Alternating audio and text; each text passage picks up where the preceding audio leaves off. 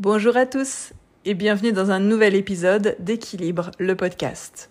Je suis Sandrine Gouraud, coach holistique et thérapeute des mémoires cellulaires, ce métier passion qui me permet aujourd'hui de vous accompagner dans la libération émotionnelle de vos blessures grâce à plus de 300 MP3 mêlant hypnose, énergétique, PNL et coaching, pour aborder chacune de vos problématiques sous des angles aussi différents que complémentaires. Les mémoires cellulaires, c'est-à-dire tout ce que votre corps n'a pas oublié de votre propre vie ou de celle de votre famille avant vous, le conscient et l'inconscient, comme un immense travail d'équipe pour des changements visibles et concrets sur le long terme. Ce qui me motive au quotidien, c'est de vous montrer que tout est possible et que tout peut être changé. C'est ce message-là que je vous partage à travers mes différents contenus, que ce soit sur mon compte Instagram Sandy Moi Oui, mes livres, ce podcast ou mon site internet sandrinegouraud.com. Allez, fin de l'intro, place au nouvel épisode du podcast Équilibre. Coucou tout le monde, j'espère que vous allez bien. Aujourd'hui, j'ai envie de vous parler rapidement d'intuition, de guidance, de sixième sens, de petites voix intérieures, de ressentis profonds qu'on ne sait pas toujours expliquer. Et pour ça, on va partir d'une phrase qu'on m'a dit un jour. Bien évidemment, vous vous doutez, il s'agissait d'un ex, on les remercie tous, ils sont une source inépuisable de petites phrases assassines, mais parfois tellement riches en déclics, vous n'avez pas idée. Alors un jour, on m'a dit, de toute façon, ça sert à rien de discuter avec toi, tu fais toujours ce que tu veux, t'en fais qu'à ta tête.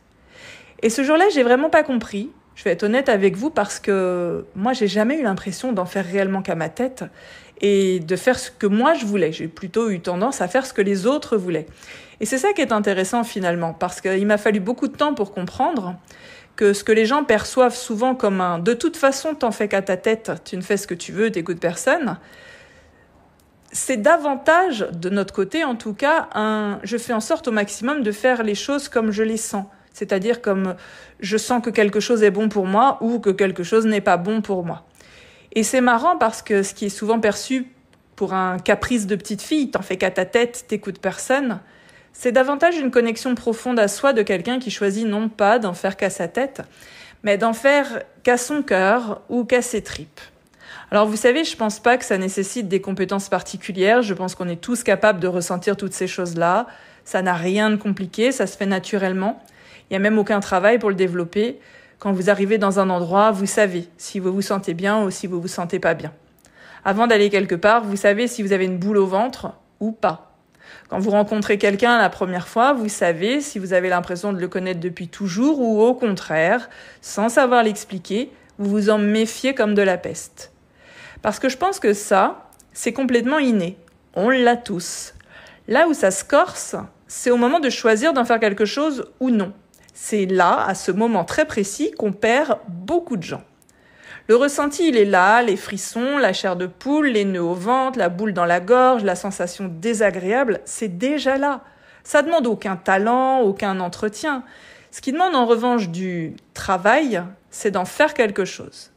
Et quand je dis que ça demande du travail, c'est dans le sens où justement, c'est pas naturel, ou en tout cas, ce n'est plus naturel. On est dans une société où il vaut mieux ne pas s'écouter. Parce que d'ailleurs, tout le monde va passer son temps à te dire ce que tu dois penser ou ce que tu dois faire. Tout a été créé pour ton confort maximal. Tu as de moins en moins besoin de penser, de réfléchir, de te poser des questions. D'ailleurs, parfois, tu supportes plus vraiment l'ennui, tu supportes plus vraiment le silence, alors tu te perds dans un monde de distraction et de sursollicitation et tu te déconnectes. C'est paradoxal de voir que dans un monde aussi connecté au monde, qu'on soit devenu aussi déconnecté de nous-mêmes. Et justement, quand tu es déconnecté de toi-même, toutes les informations que tu reçois de ton corps, de ton intuition, de tes ressentis, soit tu vas les rationaliser en te disant oui, bon, c'est normal, c'est un petit peu de stress, ou tiens, j'ai un petit peu mal au ventre, je dois couver quelque chose. Puis si ça revient un petit peu souvent, tu vas dire ouais, mais moi je suis quelqu'un qui a souvent mal au ventre, c'est comme ça, c'est normal. Tu vas lui trouver un sens rationnel. Et plus tu vas faire ça, plus tu vas te déconnecter. Le message, il sera toujours là, il continuera toujours d'arriver, mais pour te donner une image très parlante, c'est comme si on essayait de te faire passer un message audio et que toi, tu mettais ton pied sur les écouteurs. Je sais, personne ne fait ça, mais c'est pour l'image.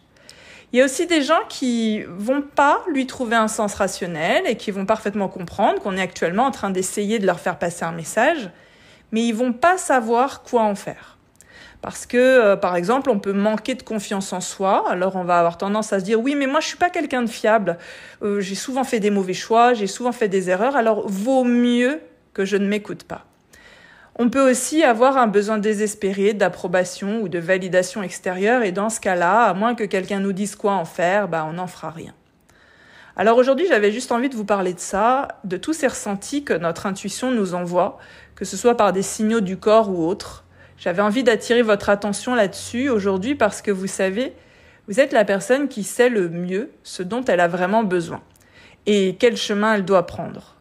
Vous le savez, vous avez une guidance intérieure, vous êtes poussé en permanence vers un chemin plutôt qu'un autre, vers un choix plutôt qu'un autre, vers une personne plutôt qu'une autre. Et il faut absolument, je vous assure, c'est vraiment très important que vous commenciez à faire quelque chose de tous ces ressentis. Vous savez, à titre personnel, il y en a un chez moi qui ne me trompe pas, c'est la chair de poule, avec des frissons tout le long du corps. Il suffit parfois que je pose certaines questions à voix haute pour avoir littéralement la chair de poule sur tout le corps ou rien du tout. Une chair de poule et un frisson qui me parcourt de bas en haut et de haut en bas.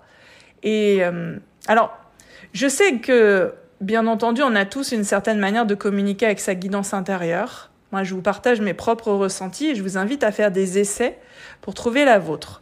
Peut-être justement en vous posant comme ça plusieurs questions à voix haute, en partant d'une question dont vous connaissez véritablement la réponse, pour que vous puissiez avoir un signal de référence. Et si j'insiste autant là-dessus aujourd'hui, c'est parce que c'est vraiment important d'utiliser notre intuition. Parce que j'ai l'impression qu'à chaque fois qu'on me contacte, peu importe le vocabulaire et les tournures de phrases qu'on utilise, on me dit toujours d'une manière ou d'une autre qu'on est perdu, qu'on ne sait plus quoi faire, qu'on ne sait plus quoi dire, qu'on ne sait plus où aller, qu'on ne sait même plus ce qu'on veut d'ailleurs, alors qu'on a littéralement en permanence une intuition en train de nous souffler absolument tout à l'oreille. Alors voilà, c'est tout pour moi aujourd'hui sur ce sujet. J'avais envie de faire des podcasts un tout petit peu plus courts à partir de maintenant. Vous avez vu, on a changé le visuel du podcast, on lui a même trouvé un nom. Le podcast s'appellera « Équilibre » à partir de maintenant, parce que je pense que c'est à la fois un mot qui me décrit bien, et qui décrit aussi assez bien l'endroit où tout se passe bien, là où on est heureux et là où les choses se passent de manière fluide, simple et équilibrée, tout simplement. Là où se trouve l'équilibre, en général, on se sent plutôt à sa place, ni trop, ni pas assez. Merci beaucoup d'avoir pris le temps de m'écouter et à très bientôt.